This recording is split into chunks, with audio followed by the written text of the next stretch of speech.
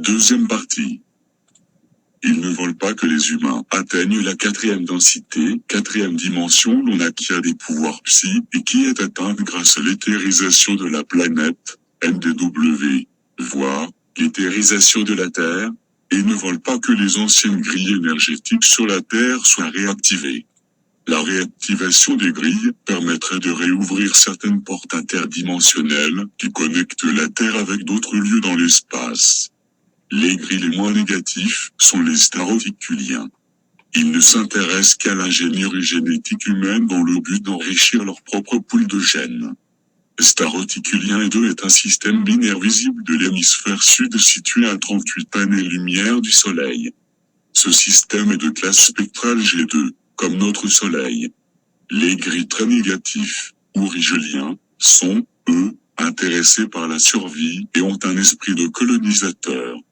Ils agissent par institution du contrôle des leaders d'une planète pour l'envahir. Ils contactent les êtres négatifs en résonance avec eux et leur transmettent des messages où ils les conditionnent pour qu'ils dominent la Terre et perpétuent des actions négatives, chefs de guerre en général. Les rigeliens ont une large tête et mesurent 1,30 mètres de haut.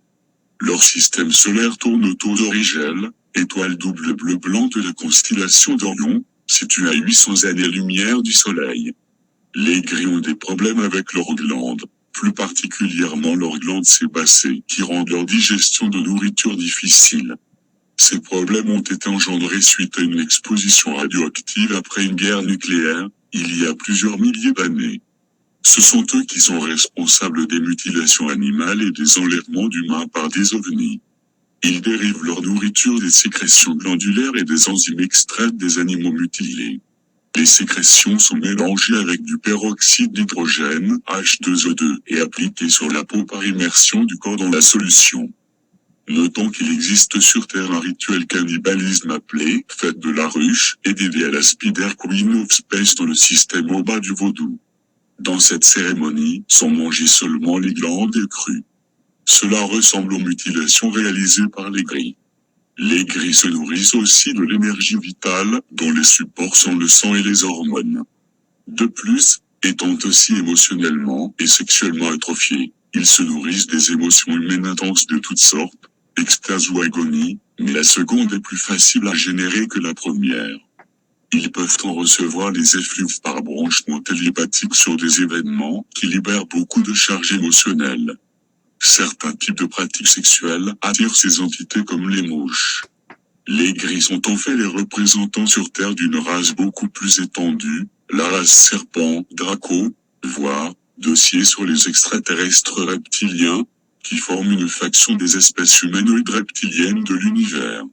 Eugenia Lasser Story écrit dans son ouvrage The Control Factor in UFO Investigation, les kabbalistes ont toujours parlé d'un satellite noir qui se situe entre les forces du bien et du mal dans la destinée.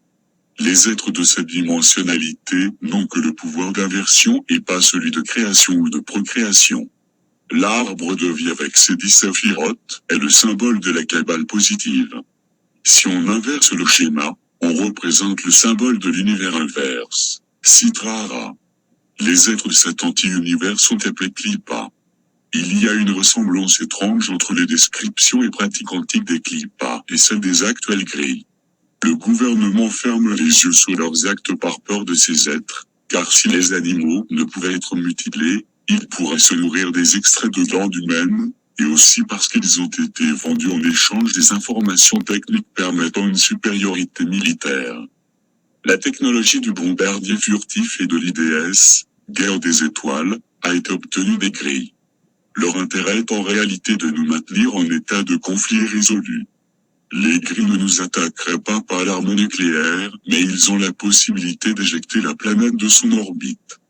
La technologie rigelienne est très en avance sur la nôtre.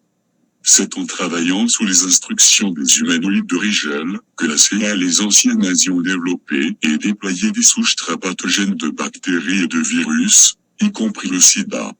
Pour contrôler le KGB et la CIA, ils ont utilisé la télépathie hypnotrice qui manipule les étages reptiliens du cerveau.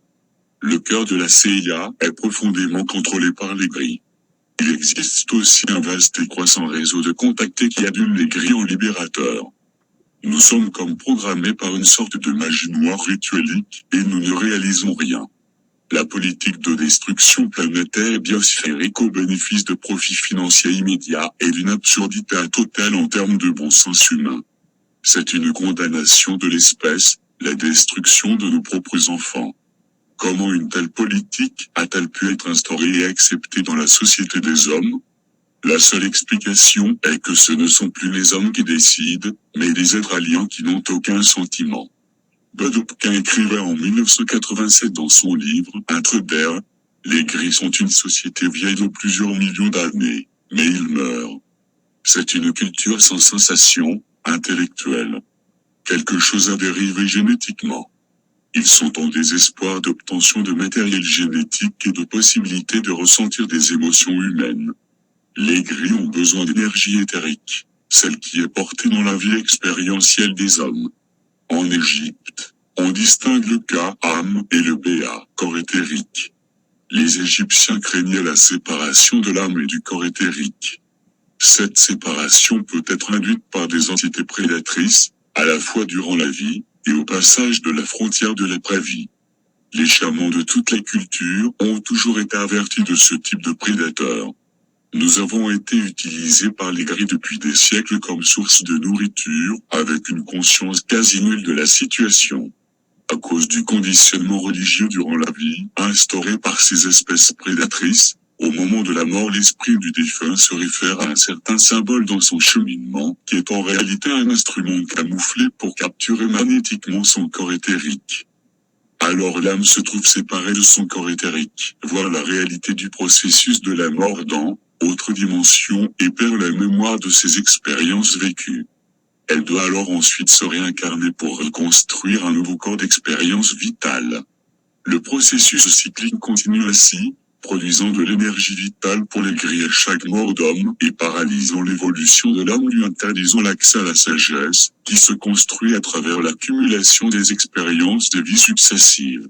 Gérard de Nerval, dans son manuscrit funéraire intitulé Aurelia, écrivit que l'âme humaine pouvait être contrôlée et que personne ne pouvait échapper à ce genre d'ennemi, même pas par la mort.